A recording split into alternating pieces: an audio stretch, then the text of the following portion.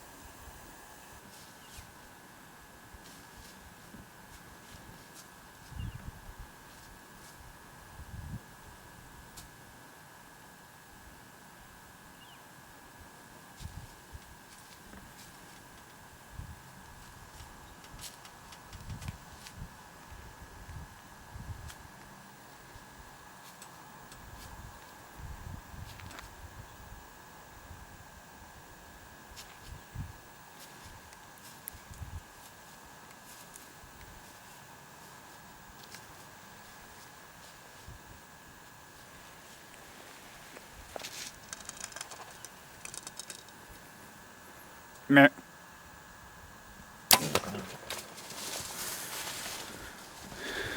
It's a dead deer.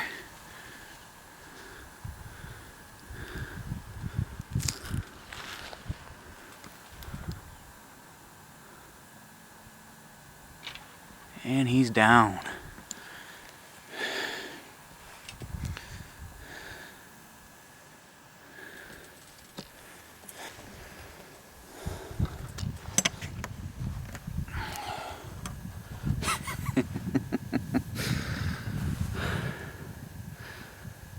That's the same buck that just came across, and he got my wind, and I grunted and snort wheezed at him, and he left.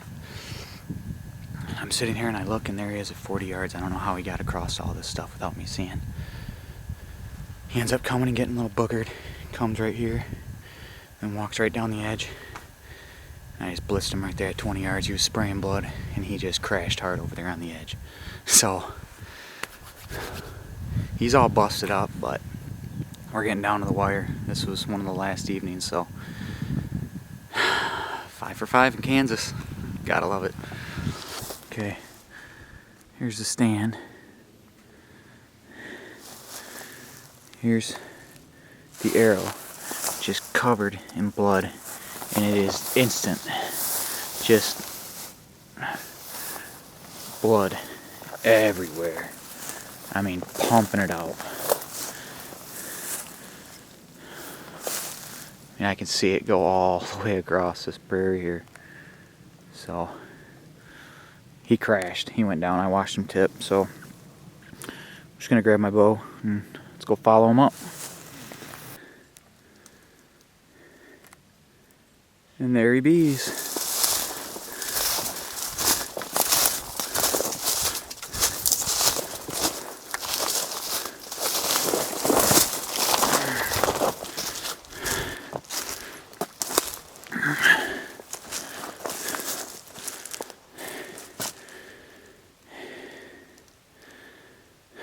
Let me get him out of here and prop the camera up. He took a gainer off this ledge. It looks like right there is where he landed.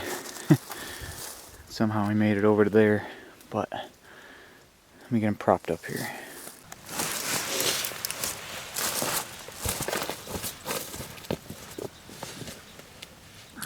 Well, here he is. 5 for 5 in Kansas. He's not the Kansas giant, you know, that you read so much about, and we saw him too, you know, on trail camera. Pretty much every property that we had a camera on had numerous big bucks, and you know, that's what we come down here for. For whatever reason, it was a tough hunt. Tony scored early, which was good. He shot a really nice 8-pointer. Really happy for him. So he packed up and headed home. And the first day that we had in the stands were good. You know, it seemed like the rut was about ready to kick off, and deer were on their feet in the morning. But for whatever reason, the last couple days have been really slow for us, and it's coming down to the wire. I actually had this buck come out about an hour before I shot him. He ended up coming across the CRP grass, and he ended up getting my wind. Well, he left, and when he was leaving, he hit the field edge, and I threw a grunt snort wheeze at him, and it got his attention, but he ended up just going down on the creek bottom. And I was sitting there, and maybe about an hour had went by, and I look up in the field not 50 yards from me, and here he's coming right downwind again, coming in front of me. So he ended up coming in, knew something was up. You know, there's not a lot of cover out here, and you're at a minimum for trees that you'd be able to set a stand in. So a lot of these trees that we are putting these stands in don't have a whole lot of cover, but he looked up and saw me right off the bat, and I just stayed still. I put my face behind the bow and didn't move, and he ended up trying to come back around me and wind me again and get my wind again. And he threw his nose up a couple times, couldn't get me. He ended up coming around and giving me about a 25-yard cordon away shot. That knockout lighted knock lit the way. Knew I made a good hit on him. When he was going across the field, I could see the blood just pumping out of him like crazy.